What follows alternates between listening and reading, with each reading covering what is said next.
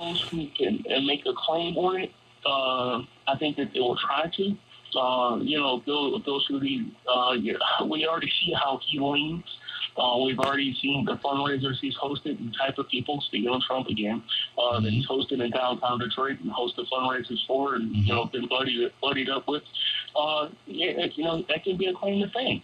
If any of the Democratic candidates for governor, if they choose to go a different route than arming the teacher, I think that they should certainly make their thoughts on the subject known. Right. But I want to know, as a parent, I believe that Gretchen Whitmer has talked extensively about her job as a parent. I want to know, like, parent to parent, what are your views on this? How do you feel sending your kid to school? Now, the school I sent my child to, and the school that some of the candidates may send their children to, may be vastly different, but I'm still interested in your thoughts. Well, I'll tell you this, there are politicians that if you interview them and ask them that question, boy, they'll moonwalk like Michael Jackson. They will take a step. I don't know what answer that question. Like a Cranbrook. They won't answer that question. They won't answer that question.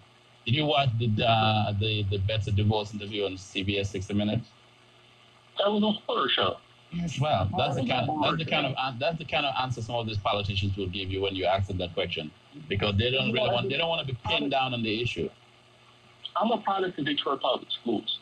Okay, now I want to know what you think when you come to the west side, or you come to the east side, and you see some of these schools. Right. You see some of the conditions, the holes and the vermin and no toilet tissue and teachers with no supplies and low pay, and some of the conditions. Wait, but Z, hold on. I want to bring Lavonia here. This is that personal story and the experience and being able to travel to these places, because it's the thing that really sometimes doesn't really move people, and you can tell it's just rehashed. When politicians or candidates stand up in front of you, they read you the preamble to the Constitution, give you every policy statement, framework, and everything. It just came out of a book. It's like a formula. They don't give you the experiential story like Z is saying. Like, I went to this school and I met this so-and-so teacher, or I met this many student. I met a child, who's nine years old, and she comes from this background. You don't hear those stories. I mean, it's difficult to hear that. And I think those candidates who are able to share those experiential stories about their visits to places that really matter on the question of policy are the ones that really end up standing out. Even if they lose an election, you remember them because you remember them for their genuineness, you remember them for their consciousness, or you remember them for them just being real, being who they are, and they're not walking out here like mannequins or machine politicians. Right, and you make a good statement, and Z, you're absolutely correct. It should be a politician today needs to be a person who deals with the personal issues face to face, hands on, in the face of the people that they're asking for their votes. If, like Z just said, I experienced this. They actually in Detroit now, in the schools, and the teachers can verify, they pass out toilet paper in order for, students. They pass it out. Like they're passing out paper. Am I right, Z?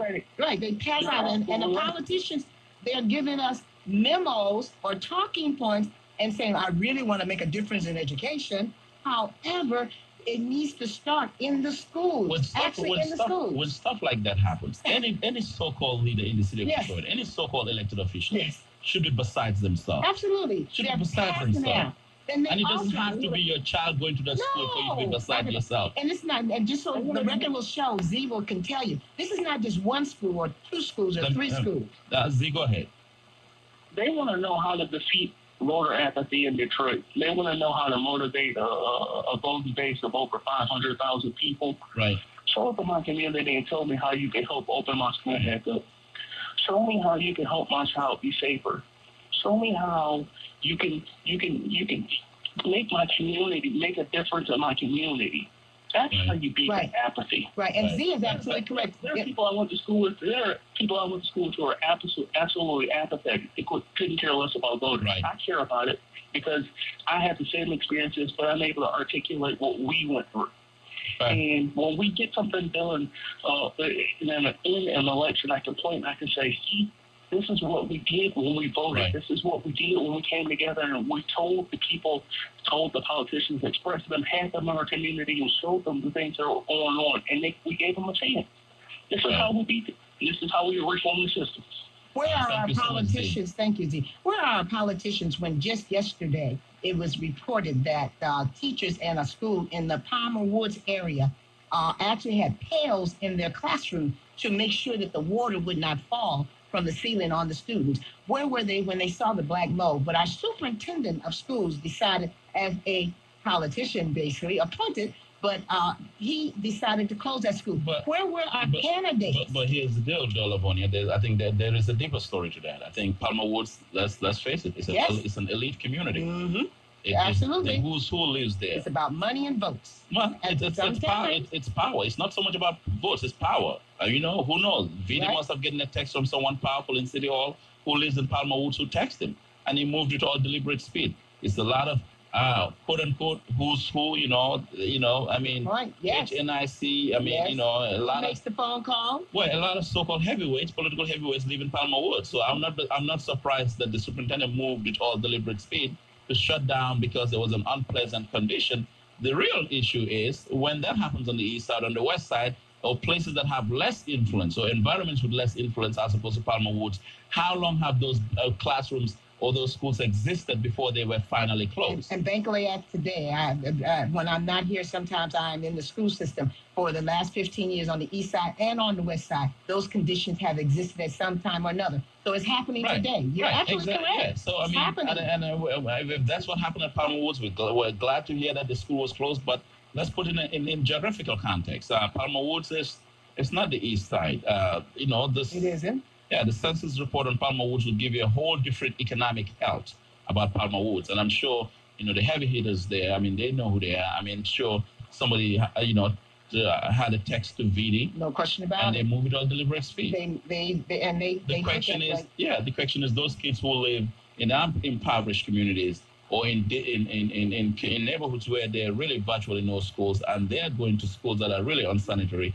Do they have someone who can text the school board or the superintendent and someone who can speak for them? And the question is that we're talking about our candidates for governor.